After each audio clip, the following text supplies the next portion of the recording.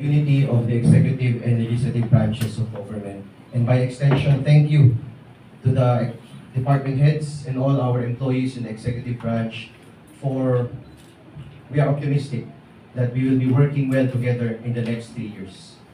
We envision a town council which is responsive to the people, non-partisan in its rendering of public service, and efficient in its performance.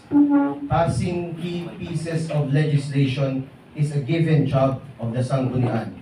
But what we will do in this term is to bring the crafting of legislation closer to the people.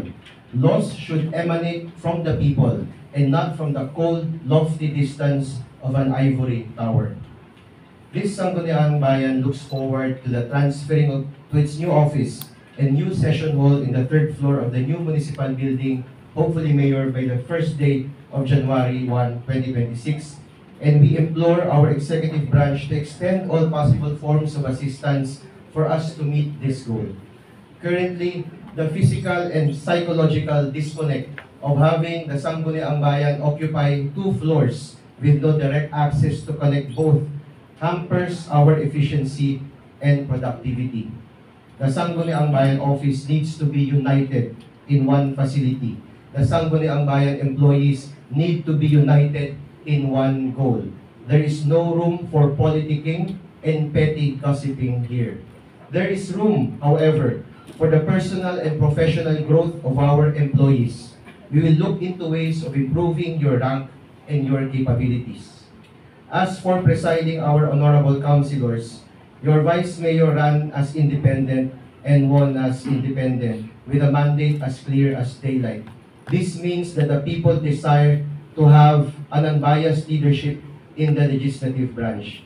This means that your Vice Mayor will preside over our Sangguniang Bayan members without prejudice and without looking at political color. To our members of the media, please help us spread the good news and developmental stories.